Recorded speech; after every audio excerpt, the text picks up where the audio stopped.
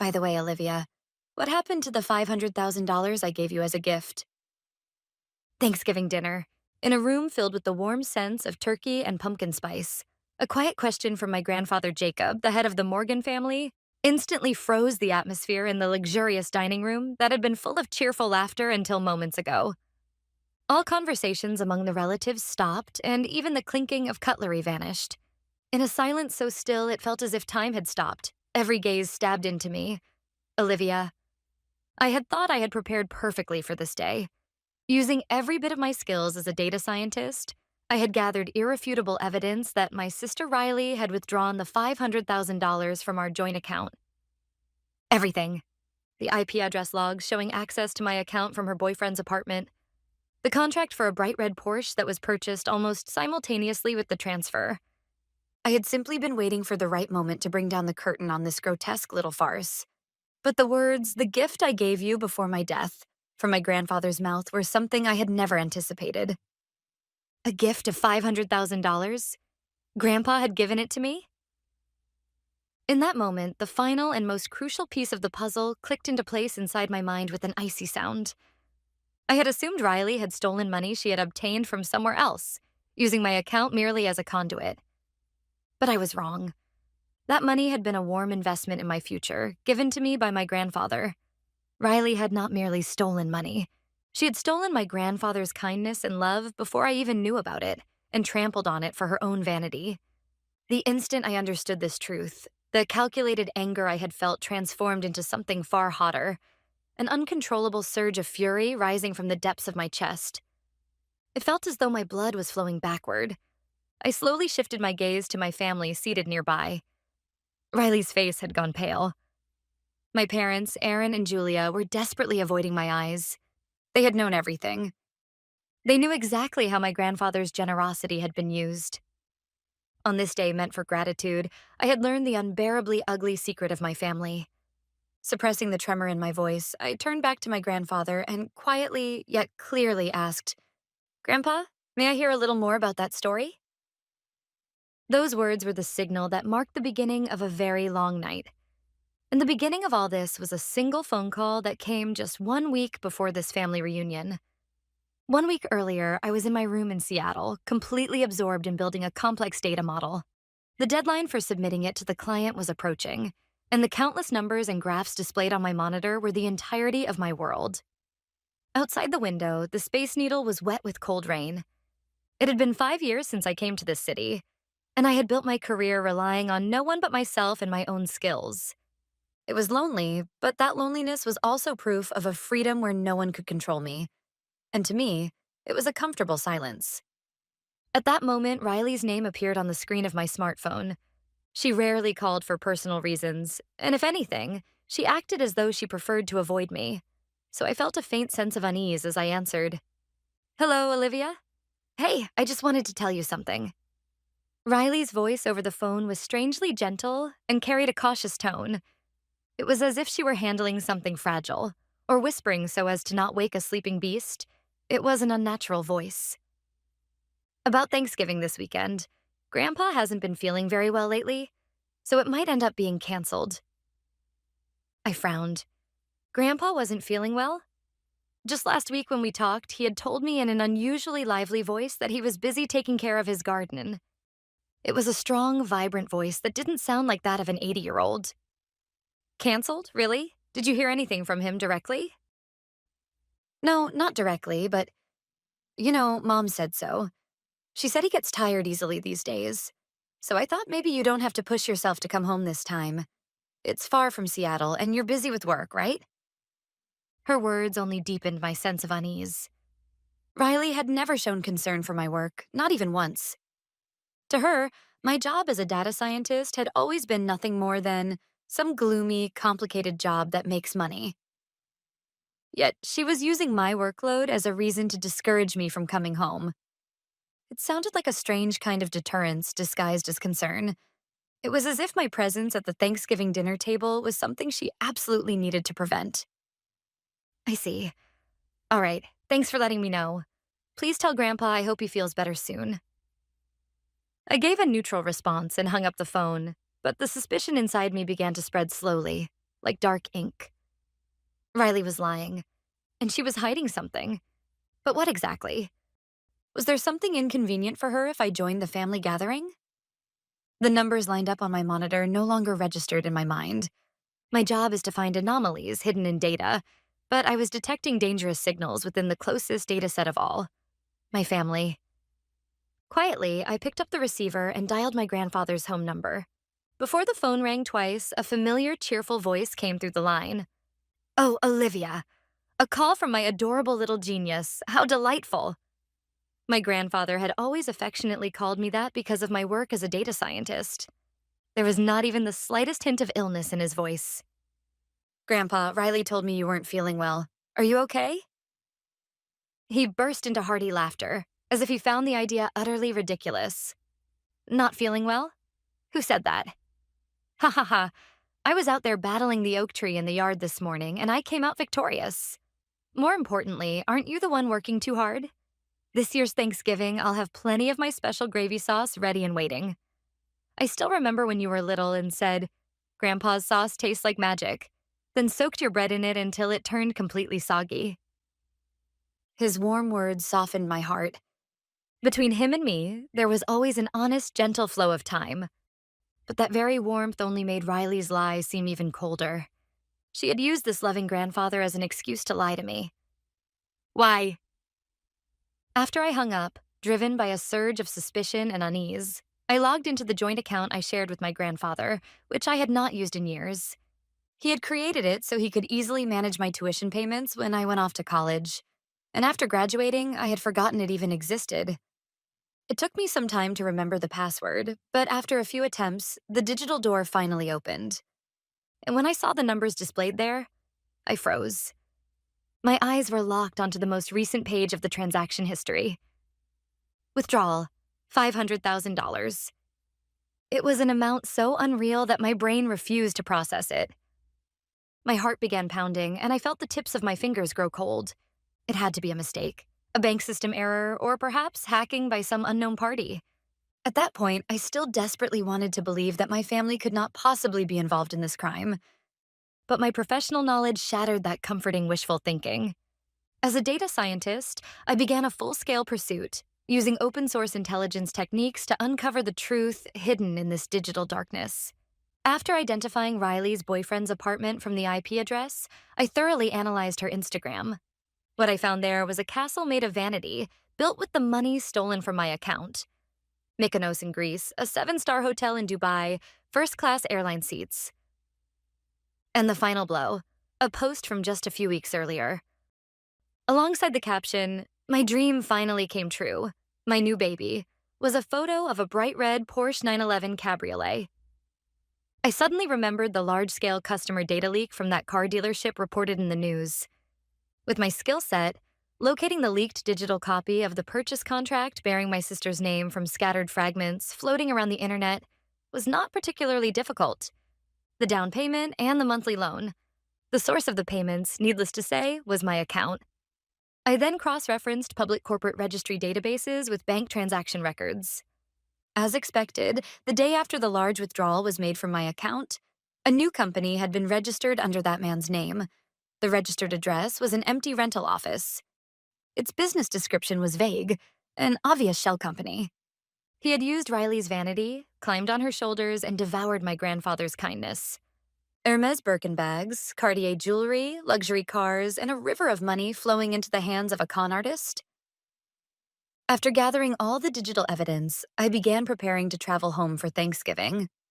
It was almost certain that Riley had been illegally using my account to fund her extravagant lifestyle, but I still didn't know where the original money had come from, nor how deeply my parents were involved.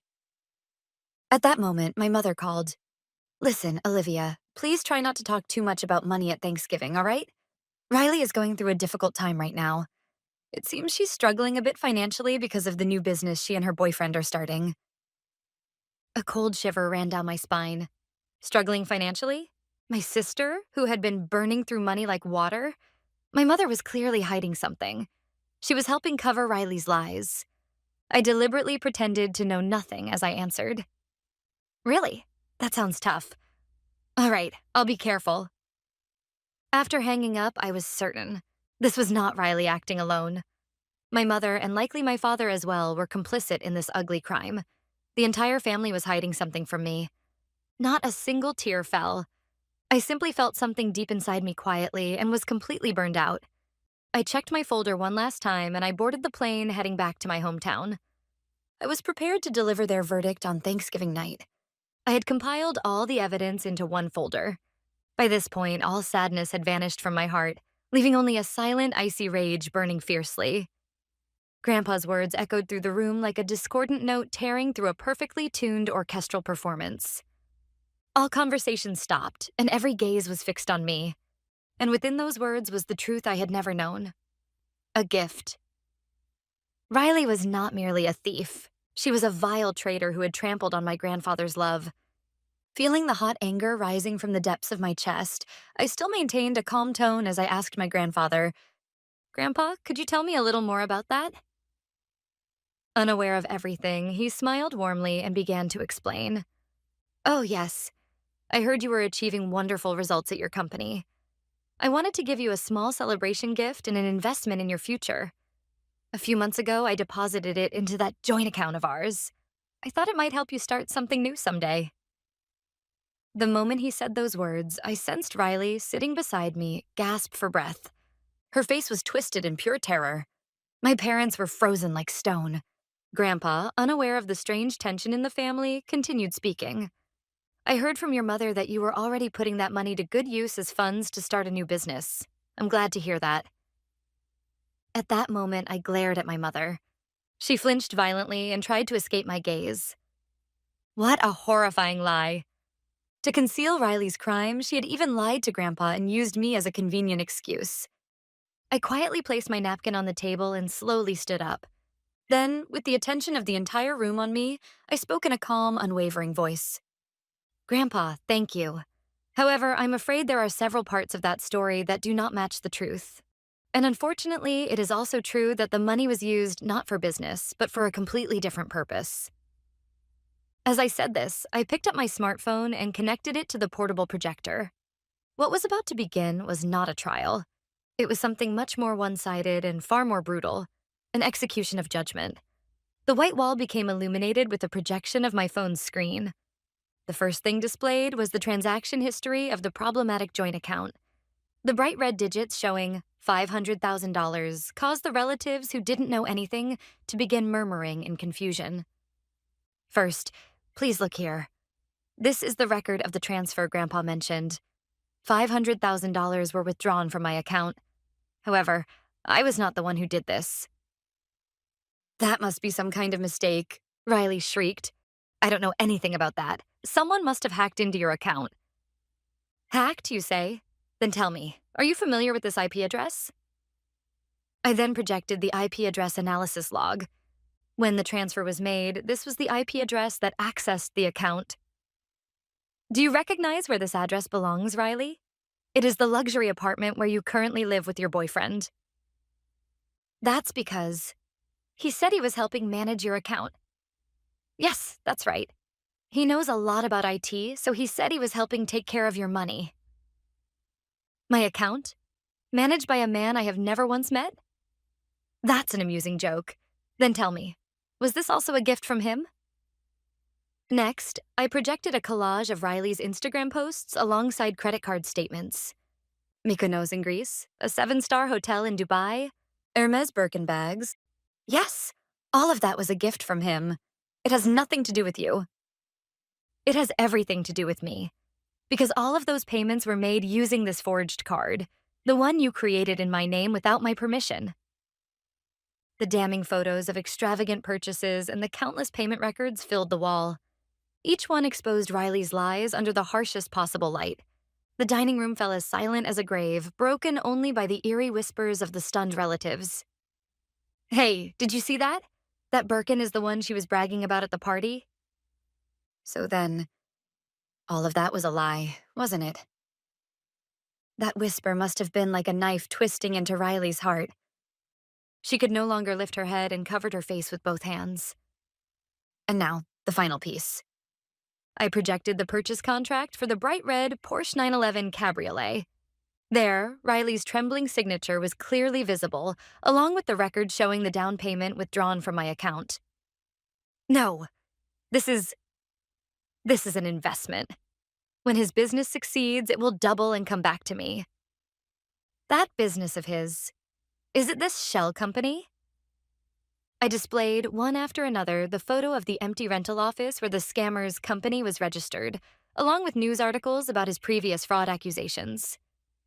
Riley's face rapidly turned the color of utter despair. Uncle Robert, seated among the relatives, spat out his disgust.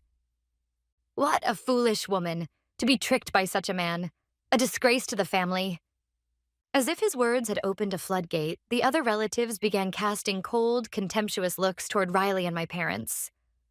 No one offered sympathy. No one defended them. They were simply watching, evaluating us like tainted goods or staring from afar as if looking at something vile. Olivia, please stop this. My mother, who had been silent until now, finally let out a shrill cry. She's your sister. How can you do something so cruel, humiliating her in front of everyone like this? At those words, I slowly turned to face her. Cruel? Which of us has done something cruel? You knew everything. You lied to both Grandpa and me to cover up Riley's crime. Just a few days ago on the phone, you said this. Riley is struggling financially. You knew exactly where that money came from. No, I just felt sorry for her. She's not like you. Things don't always go well for her. Cornered, my mother cried out through tears. And at that moment, she carelessly let slip the one thing she should never have said. You're successful and not hurting for money. If you hadn't noticed, no one would have been hurt. The instant those words left her mouth, the atmosphere in the dining room froze solid. It was her true feelings laid bare. Her dependence on me, her contempt for me, and her ugly jealousy twisted together. I felt something beyond anger, almost amusement bubbling up. If I hadn't noticed, no one would have been hurt. What did you just say? My mother covered her mouth with her hand. But it was already far too late. The contemptuous gazes of the relatives all turned sharply toward my mother at once. I delivered my declaration, cold and unmistakably clear. My hard work, my success. You look down on all of it like this. Everything I built through my own sweat and effort was nothing more than a convenient wallet to you. Something to fuel Riley's vanity. Now I understand things perfectly. During all of this, my father simply bit his lip and stared at a single spot on the table. His silence spoke more loudly of his guilt than any confession could. Then it happened. Grandpa, who had been watching everything with his arms crossed and a stern expression, finally spoke in a voice that echoed like rolling thunder.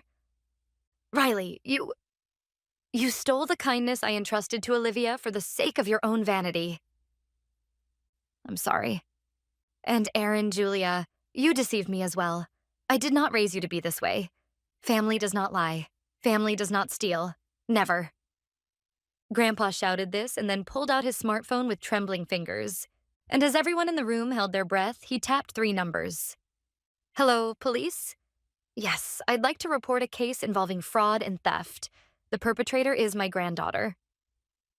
The moment Grandpa quietly yet resolutely said, "The perpetrator is my granddaughter," Julia let out a piercing scream. Dad, please no. Are you going to turn Riley? Turn her into a criminal. My mother nearly fell out of her chair as she rushed to his feet, clinging desperately to his pant leg. My father stood up in a panic as well and started apologizing desperately. Please, anything but the police. We will repay every cent, I swear. We will supervise her. This will never happen again. But Grandpa's resolve was immovable, like stone. Silence. This is no longer about money. This is about the honor and trust of our family. And the ones who shattered it were you yourselves. Grandpa continued speaking calmly to the police officer on the other end of the line. A composed male voice could be heard from the phone. Understood. However, since this is a financial dispute within a family, it is typical to first consider resolving it through civil procedures.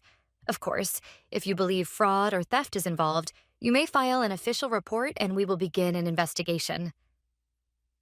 I see. Then I will come by tomorrow. Yes, please bring all relevant evidence with you at that time. Thank you. After the call ended, only a suffocating silence remained in the dining room. Riley stared at the scene with empty eyes, devoid of any emotion. She had already heard through the whispers of the relatives that her boyfriend had been nothing more than a fake rich man. But the reality before her was far heavier than that. The next day, when Grandpa would go to the police station, everything would become an official record. There was no escape left for her. My father watched the scene helplessly, then finally asked Grandpa in a trembling voice, "Dad, was this really the right thing to do?" Grandpa cast a single cold glance at his son and replied as if spitting the words out, "You should have stopped this before it happened. All of this is nothing more than the consequence of your own actions." The glittering light of the chandelier shone coldly on Riley's pale face. The relatives standing by the walls had been watching from a distance, with expressions full of curiosity, and I could hear their whispers drifting toward me. "The Morgan family is finished now." "He's going to the police tomorrow." "How disgraceful." "It's their own fault. That's what happens when you raise a child to be so vain." Those cold, cruel words pierced mercilessly into the backs of my mother crying on the floor and my father standing frozen in shock. And then, as if they had all agreed beforehand, the relatives began preparing to leave. "Thank you for the meal. Sorry to leave in the midst of the trouble." Leaving only those empty phrases behind, one by one they fled the house as if escaping a plague. The dining room that had been so lively moments earlier emptied in an instant, and only the untouched leftovers remained, silently telling the story of the tragedy that had unfolded. Only a dead, suffocating silence remained in the house. My mother collapsed on the floor, sobbing, and my father slumped on the sofa as if his soul had left his body. And Riley sat weakly in her chair, staring vacantly at a single spot on the table. That night, she picked up her phone many times, but she never found the courage to call her boyfriend. Somewhere deep inside, she instinctively understood that everything was already over. A few days later, Grandpa visited the police station, taking me with him. We brought all the evidence we had prepared: the IP address analysis logs, the bank transaction records, screenshots of the Instagram posts, the Porsche purchase contract, and the registration information of the shell company created by the con artist. The detective who greeted us was a calm, middle-aged man.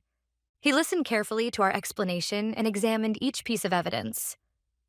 "I see. This certainly cannot be dismissed as a simple family dispute. There may be organized fraud involved." He nodded gravely and took out the official forms for filing a criminal complaint. "Then we will accept the report. We will begin a full investigation from here. However, please understand that questioning the involved parties and conducting background checks may take some time." "I understand. Please proceed," Grandpa answered quietly but with firm resolve. When we stepped out of the police station, the cold winter wind brushed against our cheeks. Grandpa gazed into the distance and murmured softly, "Was this truly the right thing to do, Olivia?" "You did nothing wrong, Grandpa. The wrongdoers are the ones who used another person's kindness for their own greed." "I see. You are a strong child." Over the next several days, a heavy silence hung over the Morgan family. My mother shut herself in her room. My father went to work in silence every day, and Riley refused to come out of her bedroom. And 1 week after Thanksgiving, a call came from the police. "We would like Riley to voluntarily come to the station for questioning." The moment she heard those words, all color drained from Riley's face. With trembling hands, she put on her coat and, accompanied by my mother, headed to the police station. In the cold, sterile environment of the interrogation room, she was questioned for hours. There, she was confronted with the undeniable evidence I had prepared. In the end, Riley admitted to all her crimes. There was no longer any room for excuses. What followed progressed with bureaucratic precision and merciless efficiency. After being released on bail, Riley made one desperate attempt to call her boyfriend, her last hope. But the voice that came through the receiver was not the sweet whisper she once knew. It was the icy, unfamiliar voice of a man she barely recognized anymore. "Hello? Ah, Riley, I saw the news. Tough luck. Please, help me. I don't know what to do." "Help you? Me? Why? Ever heard the saying, 'When the money's gone, the bond is gone'? You're nothing but a walking curse now. Don't call me again. With that, the call ended without a shred of mercy. In that moment, Riley finally understood, down to the marrow of her bones, that she had been nothing more than a convenient source of money, a pitiful clown in someone else's game. She collapsed on the spot and cried like a helpless child. The castle of vanity she had built crumbled, and her heart shattered with it. Although Riley avoided prison time through a plea deal, the court ordered her to repay the full $500,000, a practical life sentence. The family sold the home where they had lived for many years, filled with countless memories. The garden my mother had lovingly tended, the study where my father spent his weekends. Everything passed into the hands of strangers. And then they moved, as if fleeing in the night, to a shabby, thin-walled apartment on the outskirts of town. I occasionally heard about their later life from my aunt. Riley is working as a waitress at a local diner. She can't even get her nails done anymore, and she always looks lifeless while cleaning up customers' leftovers. Aaron has completely lost his spirit and spends all day drinking cheap liquor in front of the TV. Julia's part-time wages are barely keeping the household afloat. That perfectionist woman now fights over discounted prepared meals at the grocery store. They barely speak to each other.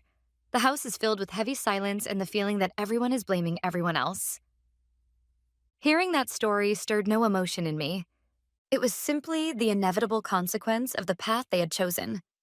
In contrast to their decline, my life had begun to fill with new light. A few months after Thanksgiving, Grandpa called me to his lawyer's office and told me he had rewritten his entire will. This is not compensation. It is my will. I want to entrust everything to the one I can truly rely on. You. Those words carried a weight that resonated deeply within me. With the funds Grandpa gifted me recently, I invested in a cutting-edge AI startup where I could make full use of my expertise. My prediction was correct. The company grew at lightning speed and became one the world watched closely. I achieved new success by my own strength. Sometimes, Grandpa casually visits my office with a cup of coffee in hand and, just like in the old days, smiles as he says, "You are my pride and joy, Olivia." On that Thanksgiving day, I lost my biological family. But in exchange, I gained true independence and an unshakable bond.